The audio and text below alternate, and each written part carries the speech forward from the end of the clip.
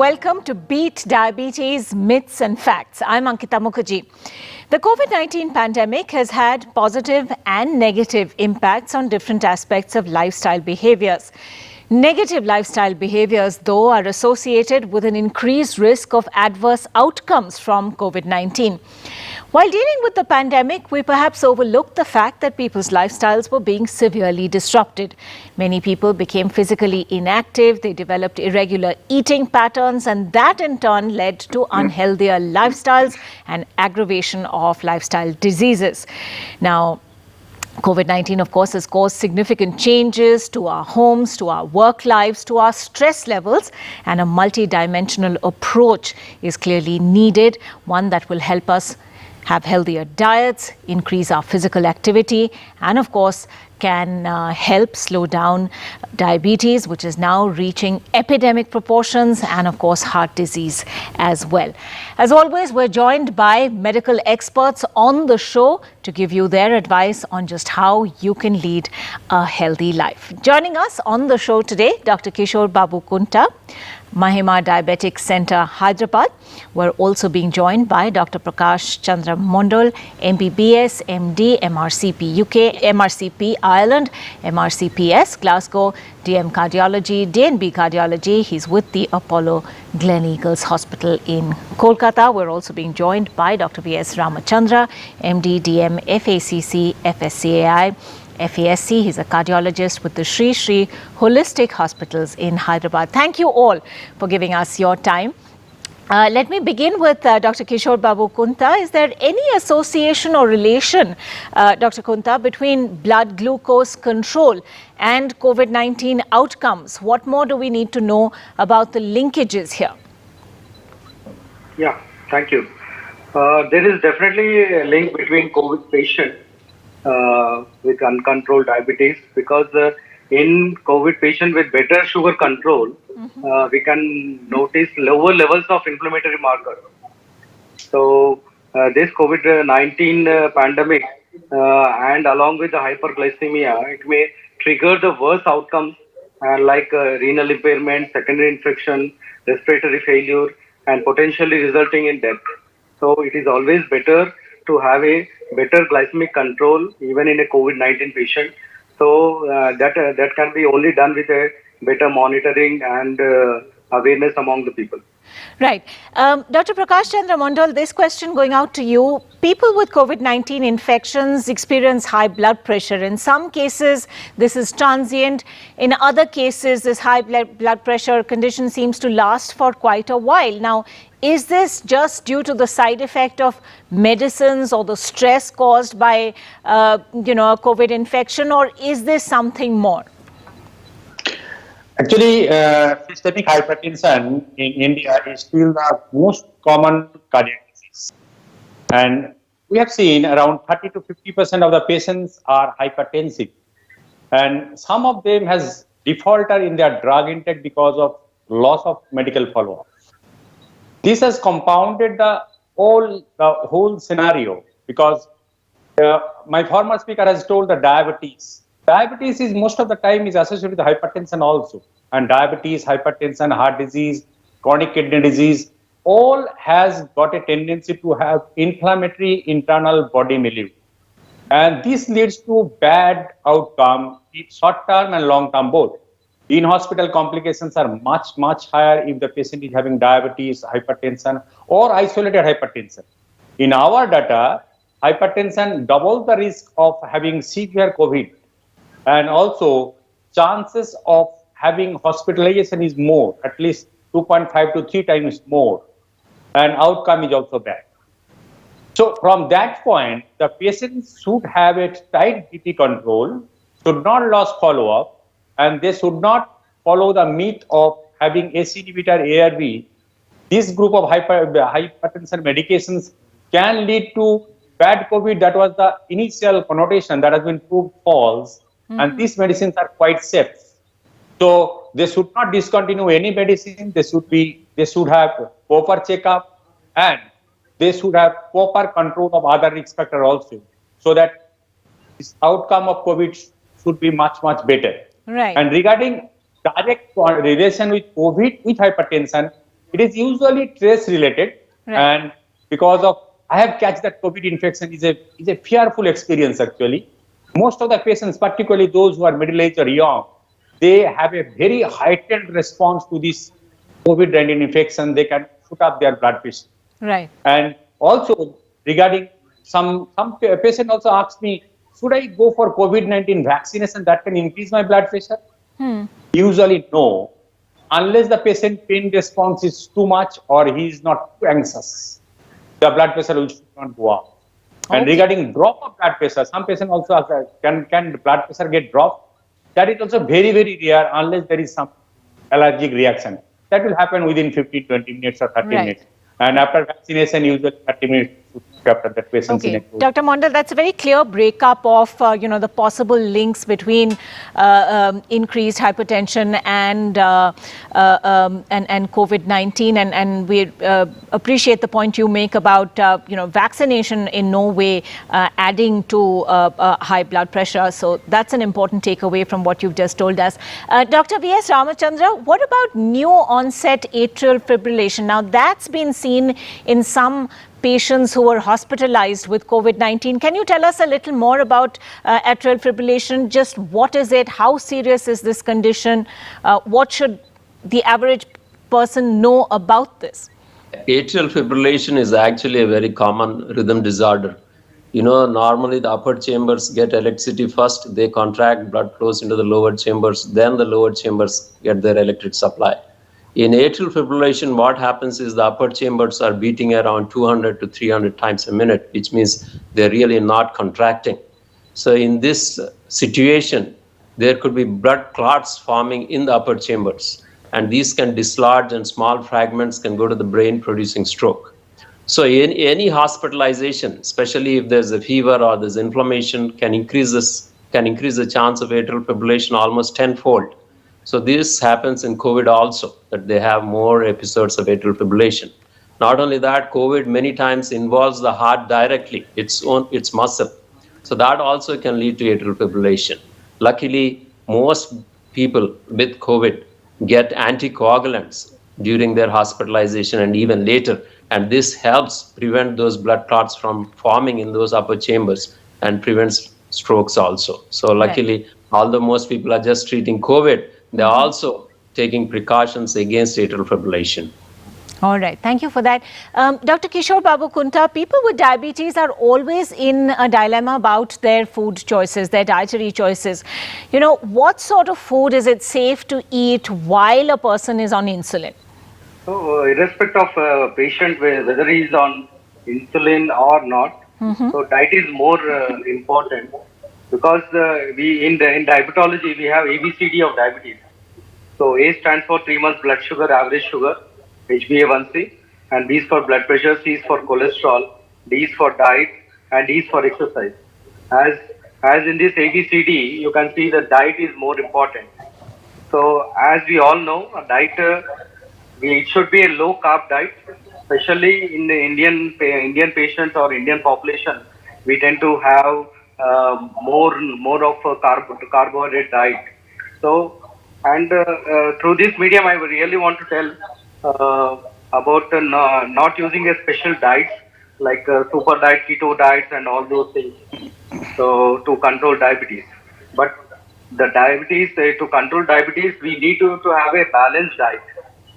Especially, we should concentrate on the low carb diet and avoid few foods which can be like banana, custard apple, mangoes, grapes, pineapple. So these fruits should be avoided. On the other side, the fruits which are permitted are apple, papaya, guava, orange, watermelon, and pomegranate.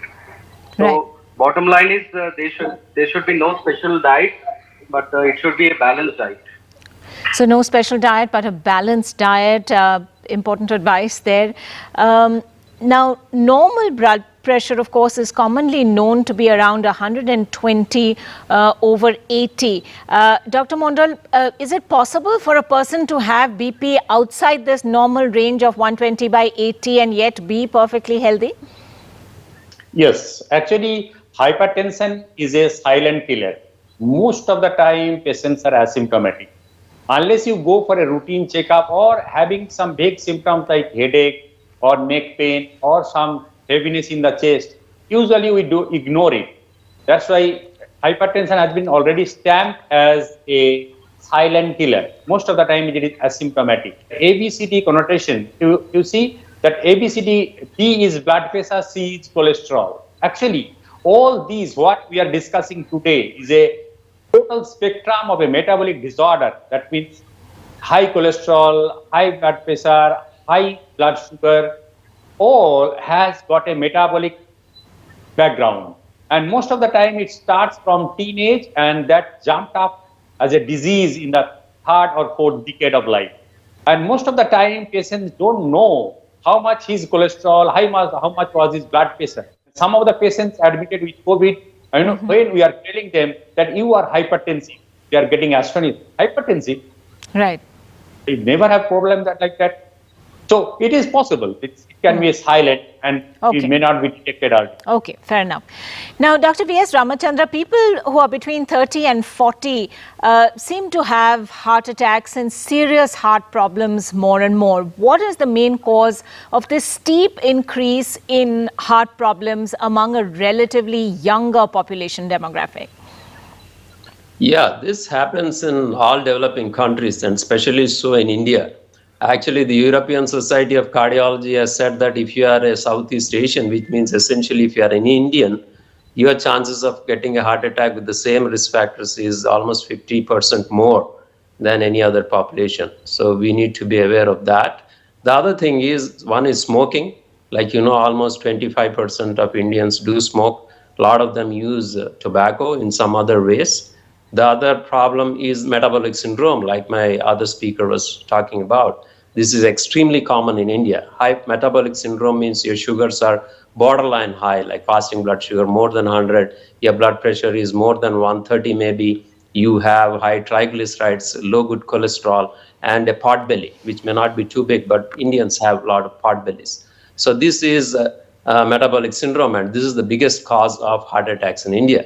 To add to this, lipoprotein small a is a genetic lipoprotein, which is also pretty high in Indians. So all these things put together, plus modernization, a lot of mental stress, lack of exercise, in a developing society, people are working very hard to make their mark. So they really ignore their health. So all these things put together has really led to this huge epidemic of heart attacks. And if you look at the average age of heart attack in the US, it's 65 years. In India, it's around 45 years. So that's a great pity. Right. All right. We've talked, of course, in general terms, but we will take a very quick break at this point. And when we come back, we'll focus on the specific effect that this lockdown and pandemic-induced lockdowns have had on our lives, particularly those who are working from home, how their schedules, eating habits and other associated lifestyle behaviors have changed, and what kind of effect that can have on diabetes and hypertension management. We'll be back in just a moment, right after this break.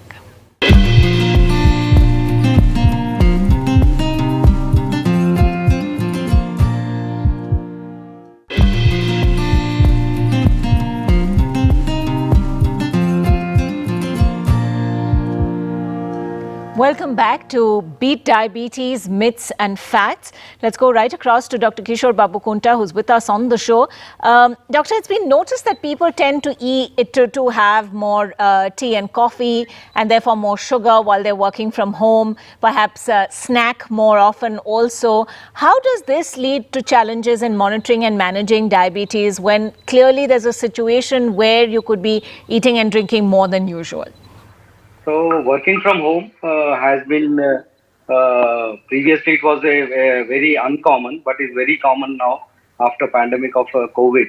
And as you were rightly telling, like work from home has been affecting the lifestyle of many people, especially the people who are working from home have been adapted to an unhealthier lifestyle. So like they have been doing less exercise, so there is less physical activity. As WHO actually tells to have 150 minutes of walking per week That is almost 25 to 30 minutes of walking is needed. But working from home, people have been becoming lazy and there is no physical activity. So that will also impact on the blood sugar level. So again, the work from home will have impact on the diet part also. So as you are telling, like people are tend to go more snacking. So along with snacking, they tend to consume lot of tea, coffee. Along with tea and coffee, there will be added sugar also.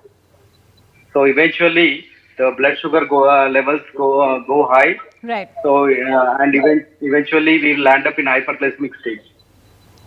Okay, so that's something to be really careful about. Dr. Mondal, many of us have an irregular daily routine when we have to stay for office work, sometimes late into the night. Does that also affect our heart? What precautions can you recommend in situations like that, when these are factors that are beyond the control of most people?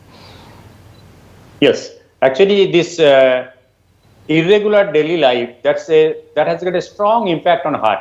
Actually, we have a circadian rhythm. That means day should be day, night should be night. Our body is adapted to that. Our hypothalamus and pineal gland are adapted to this. That's why our sleep in night is too deep. If we try to sleep in the daytime, very light and not it is so deep. That means stage 3, stage 4 sleep will be disturbed. It will not be a good sleep. That's why this circadian rhythm management is a part of cardiovascular management also. If we want to prevent heart disease, our daily circadian routine should be maintained, and late night should be avoided too much. If we are forced to do that, we have to be at least, suppose 2 or 3 days in a week or 1 or 2 weeks in a month, that is enough. More than that can create a bad impact on. Also, people are sitting and doing some work from home. They have to do some energy spending exercises. Otherwise, they will land up in bad metabolic state. Dr. Ramachandra, given that people working at home and having these irregular schedules could put on more weight, does hypertension medication need to be revised for people with cardiac conditions when they're working from home? And, how should this be done, if at all?